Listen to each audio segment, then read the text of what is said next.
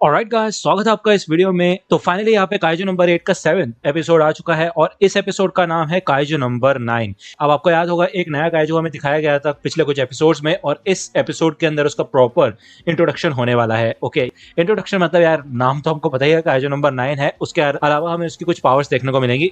चलिए फिर ये वीडियो शुरू कर लेते हैं और बाकी बातें वीडियो के एंड में कर लेंगे। अब जैसा कि आपको याद होगा लास्ट एपिसोड के अंदर इस होंजो की यहाँ पे काफी बुरी तरीके से वाट लगाई गई थी। ओके, इधर काफका ने भी अपने टैलेंट का काफी अच्छा खासा इस्तेमाल करके कोर का पता लगाया था, इन योजूस को खत्म करने का आइडिया बताए थे और साथ ही साथ रिप्रोडक्टिव ऑर्गन्स की इंफॉर्मेशन भी दी थी होशिना को। ठीक है ना, भले यहाँ पे मीना ने इस होंजो को खत्म कर दिया होता है लेकिन उसके बाद भी यहाँ पे कई सारे योजूस होते हैं जो कि उसकी बॉडी में से झुंड में से बाहर निकल रहे होते हैं। वही दूसरी ओर इहारू और इचिकावा का सामना काइजू नंबर 9 से होता है जो कि एक क्लीनिंग स्क्वाड का ही मेंबर होता है और वो इंसानी फॉर्म में होता है इस समय। ठीक है ना, और मेरे ख्याल से मैं ये बात पहले बोल चुका हूँ लेकिन फिर से बोल देता हूँ कि यार इस एनिमे का जो इंट्रो सॉन्ग है ना इसमें काफी कमाल का लगता है मेरे को यार, सही में स्किप करने का मन नहीं करता। छोटा सा भी है और अच्छा भी है। इधर हमें क्लीनिंग स्क्वाड का सीन दिखाया जाता है जो कि भाई इंतजार कर रहे होते हैं इस लड़ाई के खत्म होने का, क्योंकि ऑब्वियस सी बात है इनको पहले से बुला के रख लिया गया है। वो पता लगा है कि इनको अंदर जाने की इजाजत नहीं है अभी। ठीक है, टोक्यो और कानागावा से बुलाया गया है इस क्लीन अप कंपनी को। ये लोग पूछते हैं, बात करते हैं उस नए बंदे के बारे में लेकिन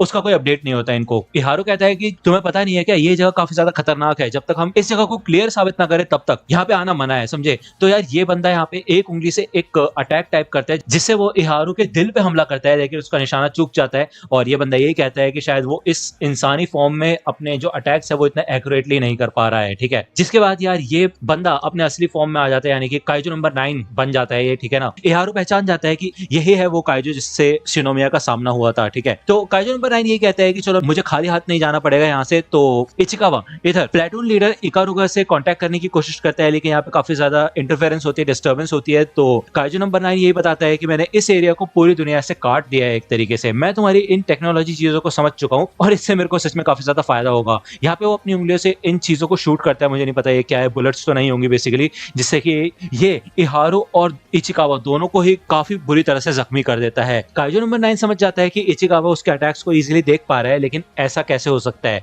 तो यहाँ पे हमें पहले का सीन दिखाया जाता है जब याद होगा आपको काफका इचिकावा शिनोमिया से मिले थे तो शिनोमिया ने बताया था अपने दुश्मन के बारे में, यानी कि काइजू नंबर 9 के बारे में, कि जब भी वो अटैक करने वाला होता है तब वो अपनी फिंगर को तैयार करता है तो तुम पता लगा सकते हो कि वो कब अटैक करेगा। ठीक है, जिस वजह से यहाँ पे इचिकावा आसानी से उसके अटैक्स को रीड करने लग जाता है और वो इहारू से कहता है तुम यहाँ से जाओ और बैकअप को बुला के लाओ, लेकिन यहाँ पे इहारू जाने के लिए तैयार नहीं होते जिस वजह से वो जख्मी होता है और इचिकावा बाल बाल उसको बचा लेता है बस। ठीक है, तो इचिकावा इहारू से ये कहता है कि प्लीज यार जाओ और बैकअप को बुला के लाओ। ठीक है, तो यार इहारू यहाँ से जाने के लिए तैयार हो जाता है। भले यहाँ पे इचिकावा को काफी ज्यादा डर लग रहा होता है लेकिन भाई उसने काफका से मोटिवेशन लिया कि वो अपने दोस्तों को मरने के लिए नहीं छोड़ सकता, उसे आगे बढ़ना होगा और यहाँ पे वो टाइम बाय करने की कोशिश करेगा इससे लड़ते लड़ते, जिससे कि इहारू को यहाँ से दूर जाने का मौका मिले।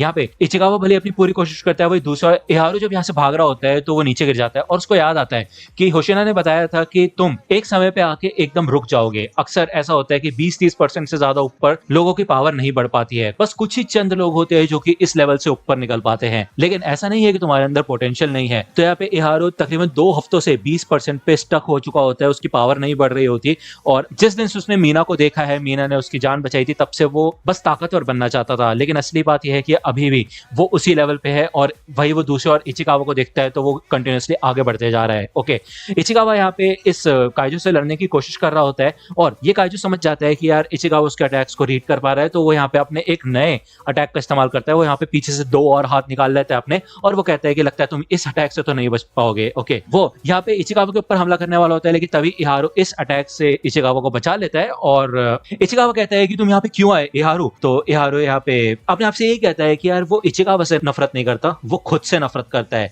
उस इंसान से नफरत करता है जो कि शुरुआत से लेकर अब तक बिल्कुल वैसा ही है, जिसको हमेशा दूसरे लोगों को बचाना पड़ता है।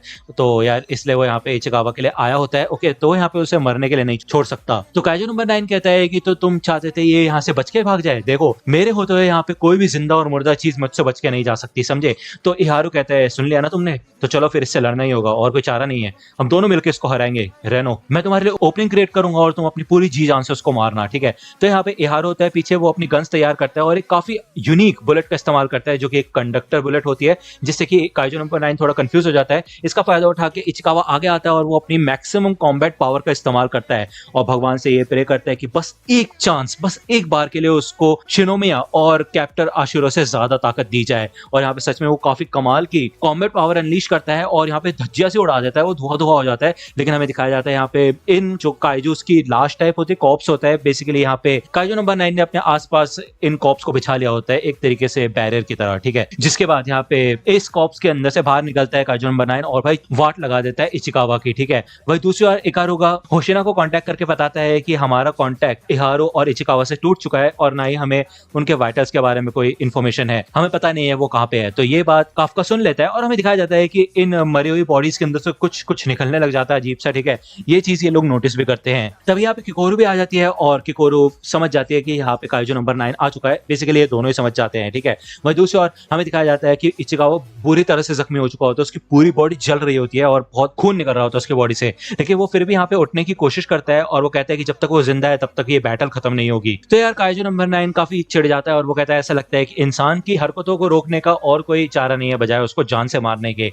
तो जब यहाँ पे इचिकावा के ऊपर अटैक करने वाला होता है तो उसको बचाने के लिए इधर इहारो कवर करने की कोशिश करता है, काफी सारी बुलेट्स वो फायर करता है, लेकिन यहाँ पे वो भी फेल हो जाता है और काइजू नंबर 9 उसको भी नीचे गिरा देता है। और यहाँ पे काइजू नंबर 9 आके 4-5 बुलेट्स मारता है भाई इचिकावा के ऊपर, जो कि थोड़ा सा हिल रहा होता है अभी। इधर इहारो भाई हिम्मत करता है आगे बढ़ने की, बंदूक उठाने की। वो सोचता है कि उसका कॉमरेड उसकी आंखों के सामने जख्मी हो रहा है और वो यहाँ पे उसको रोकने के लिए कुछ भी नहीं कर पा रहा उसको बचाने के लिए, ठीक है। भले उसको नफरत हो रही है ये बात बोलते हुए, लेकिन उसे पता है कि इचिकावा बहुत ज्यादा ताकतवर है और वो एक दिन जरूर कैप्टन बनेगा, तो यहाँ पे वो ये सब खत्म नहीं होने दे सकता। तो इहारो का यार काफी अच्छा खासा कैरेक्टर डेवलपमेंट हुआ होता है, वो गन उठा लेता है, लेकिन हमें दिखाया जाता है कि उसकी गन पूरी तरह से डैमेज हो चुकी होती है। इहारो इधर भगवान से, डीमन डेविल जिससे भी मदद मांगता है, कोशिश करता है भाई कोई तो आए बचाने के लिए, ठीक है। तभी यहाँ पे हमें दिखाया जाता है काइजू नंबर 9 के पीछे से भाई हमारा काइजू नंबर 8 आ जाता है, मतलब काफका आ जाता है, जो कि एक ही पंच में यहाँ पे इस बंदे को उड़ा देता है। ये सोच में पड़ जाता है, ये बोलता है भाई चल क्या रहा है, मेरी टांगे और मेरा शरीर तो अलग से दिख रहा है मेरे को, ओ हाँ मेरी गर्दन ही लगता है अलग हो चुकी है। तो भाई इसके तो होश उड़ चुके होते हैं और काफका देख लेता है कि यहाँ पे इचिकावा बुरी तरह से जख्मी है। यहाँ पे इचिकावा मन में ये सोचता है कि उसने सोचा था कि वो फिर से काफका को कोई और रीजन नहीं देगा कि उनको ट्रांसफॉर्म होना पड़े, लेकिन ऐसा हो ही गया एंड में आके। इहारो ये देख के शॉक हो जाता है कि एक और ह्यूमनॉइड टाइप का काइजू इधर आ चुका है और वही दूसरी ओर काइजू नंबर 9 अपने आप को भाई जोड़ने की कोशिश कर रहा होता है, ठीक है। काफका यहाँ पे इचिकावा को साइड में लाके बिठा देता है और कहते हैं चिंता मत करो, अपनी बॉडी को अपने वुंड्स को हील करने दो। अब इस बात पे लेक्चर तो नहीं चाहिए ना तुमको चिंता मत करो मैं उसको संभाल लूंगा, ठीक है। तो यार यहाँ पे जब काफका आगे बढ़ रहा होता है तो इचिकावा को पता होता है कि काफका बहुत ज्यादा ताकतवर है, लेकिन काइजू नंबर 9 को लेकर उसको अलग ही फीलिंग आ रही होती है, भाई कुछ तो खतरनाक है ये चीज। काइजू नंबर 9 कहता है कि देखो मुझे पता है कि तुम भी एक काइजू हो, तो तुम मेरे रास्ते में क्यों आ रहे हो, और वैसे जितना मैंने सोचा था उससे कई ज्यादा ताकतवर हो तुम, ऐसा लगता है कि मैं तुम्हारी लाश को अच्छे से यूज कर सकता हूँ। यहाँ पे वो अपनी इस बुलेट से काफका को जख्मी कर देता है, जिसको देख के इचिकावा भी शॉक हो जाता है, लेकिन काइजू नंबर 9 के हिसाब से अभी भी काफका काफी ज्यादा टफ होता है, ठीक है। जिसके बाद यहाँ पे वो काफी सीरियस हो जाता है और इहारो समझ जाता है कि इसका मतलब ये इतनी देर से हमसे सीरियसली नहीं लड़ रहा था,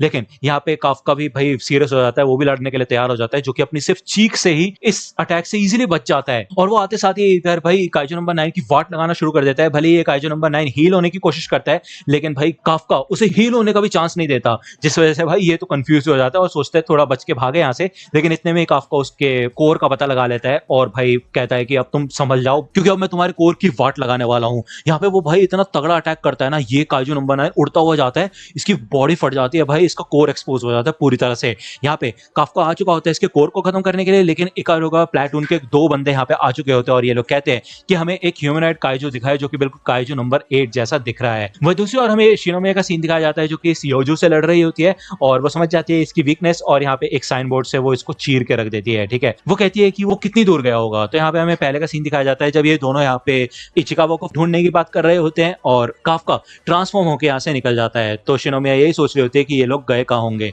तभी इकारुगा प्लेटून का जो अनाउंसमेंट होती है कि उनको सेक्टर फॉक्सट्रॉट में एक ह्यूमनॉइड काइजू मिला है, ठीक है। तो ये देख के शिनोमिया समझ जाती है कि वो और कोई नहीं बल्कि काफका है। ओके, इतने टाइम में भाई काइजू नंबर 9 इजीली हील हो जाता है पूरी तरह से और वो कहता है कि अब मुझे समझ आ गया तुम किस तरीके से काम करते हो, अगली बार मैं तुम्हें आसानी से जान से मार सकता हूँ। तो यार यहाँ पे वो इन दोनों प्लेटून मेंबर्स के ऊपर हमला करता है, लेकिन काफका उन दोनों को ही बचा लेता है और काइजू नंबर 9 इधर से भाग जाता है। अब ऑब्वियस सी बात है उसको भी यहाँ से भागना होगा, तो यहाँ पे वो जमीन पे मुक्का मार के धूल-धूल कर देता है और दूर भाग जाता है। उसे लगता है वो बच चुका है। एनीवे यहाँ पे इशिकावा और इहारू को बचाने के लिए ये लोग पहुंच चुके होते हैं, तो कोई चिंता वाली बात नहीं है। एक गली के अंदर से काफका जा रहा होता है। अब ऑब्वियस सी बात है वो भी जख्मी हुआ है इधर, तभी पीछे से होशिना आ जाता है। वो यहाँ पे लोगों को रिपोर्ट कर देता है और इधर वो फाइनली इस काइजू को खत्म करने के लिए आगे बढ़ता है। अब ऑब्वियस सी बात है यहाँ पे यार काफका अपने आप को बचाने की कोशिश करता है। उसको याद होता है कि कैसे होशिना ने पहले बताया था कि वो क्लोज रेंज अटैक में और छोटे काइजू के साथ लड़ने में काफी ज्यादा एक्सपर्ट है और आसानी से उनसे निपट सकता है। इसका मतलब ये है कि वो सही बोल रहा था, उसके अंदर काफी ज्यादा एक्सपीरियंस है। इधर होशिना को देख के वो यही कहते हैं कि पहले वैसे हमेशा उसके चेहरे पे एक अजीब सी स्माइल रहती थी, लेकिन अब वो सीरियस हो गया है। तो ऐसा लगता है वाइस कैप्टन होशिना जब वो काइजू उसको मार रहा होता है तो यहाँ पे होशिना अपने लिमिटर को रिमूव करने की परमिशन मांगता है। परमिशन ग्रांट कर दी जाती है और वो अपनी कॉम्बैट पावर अनलीश करता है, जो कि होती है 92% भाई साहब। और यहाँ पे फाइनली भाई होशिना अब काफी खतरनाक मूड में आ चुका है न्यूट्रलाइज करने के लिए काइजू नंबर 8 को। तो यार ऑब्वियस सी बात है यार, ये काफी खतरनाक एपिसोड था और मेरे को अब फाइनली जाके काइजू नंबर 8 के अंदर भी इंटरेस्ट बनने लगा है। अगर आपको ये वीडियो पसंद आई हो तो लाइक करना, सब्सक्राइब कर लो अगर चैनल पे नए हो तो। मिलता हूं आपसे अगली वीडियो में, तब तक के लिए गुड बाय।